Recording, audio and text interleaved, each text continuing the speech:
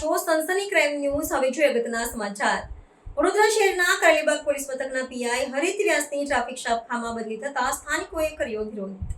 Karelibaug police સ્ટેશનના PI HM વ્યાસની બદલી કરીને ટ્રાફિક શાખામાં કરી દેવાઈ છે। પીઆઈ વ્યાસની બદલીનો ઓર્ડર આવતા જ તેમના સમર્થકો પોલીસ મથકમાં પહોંચીને તેમના કામની પ્રશંસા કરી તેમના પર ફૂલ વર્ષા કરી હતી। જોકે આટલા બાહોશ અધિકારીને ટ્રાફિક વિભાગમાં મૂકી દેવાતા પોલીસ મથકમાં પહોંચેલા સ્થાનિક લોકોએ કાળી પટ્ટી પહેરીને વિરોધ પણ દર્શાવ્યો હતો। ઉલ્લેખનીય છે કે પોલીસ ઇન્સ્પેક્ટર હરિત વ્યાસ વડોદરામાં લાંબા સમય સુધી ફરજ બજાવી ચૂક્યા છે। આ ઉપરાંત તેઓ ગુજરાત એટીએસ અને અમદાવાદ ક્રાઇમ બ્રાન્ચમાં પ્રશંસનીય કામગીરી કર્યા બાદ ફરી એક વખત વર્ષ 2024માં વડોદરા ખાતે બદલી કરવામાં આવી હતી। વડોદરા આવ્યા બાદ સૌપ્રથમ તેઓને પાણીગેટ પોલીસ સ્ટેશનની જવાબદારી સોંપવામાં આવી। ત્યારબાદ થોડા મહિના પૂર્વે તેમને કારેલીબાગ પોલીસ સ્ટેશનની જવાબદારી સોંપાઈ હતી।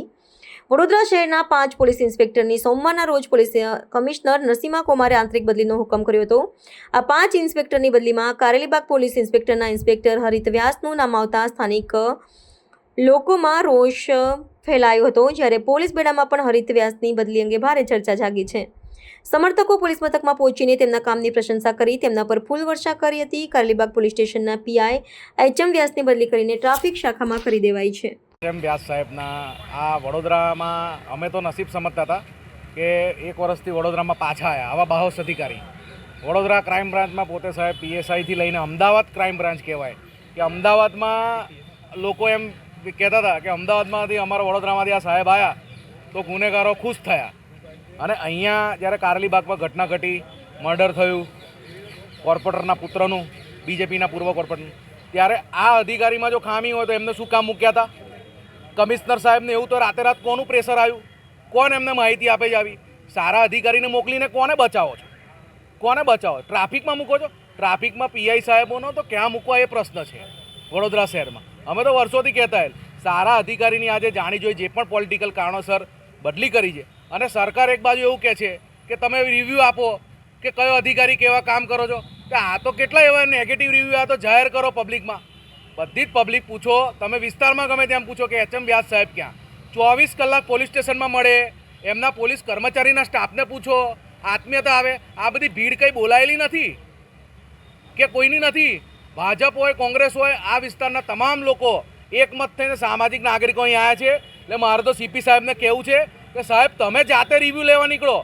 હોમ મિનિસ્ટર સાહેબ તો કહે છે કે રિવ્યૂ મંગાવો, કામગીરી જોઈશું જનતાની। આ તે કેવો ન્યાય? અને એમનાથી ગુનેગારો ફફડે છે કે વ્યાસ સાહેબને કયું પોલીસ સ્ટેશન આપશે એવું ફફડે છે।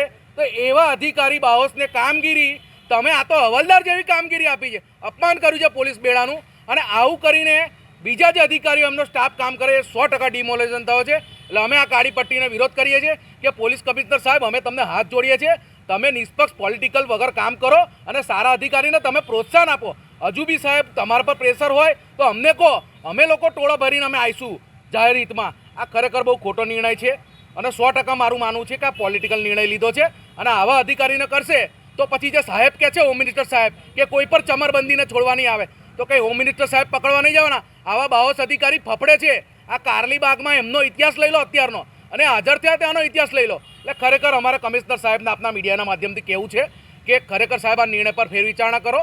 તમારા ડિપાર્ટમેન્ટનો માણસ છે, તમે એમનું નહીં વિચારો તો એ કોનું વિચારશે?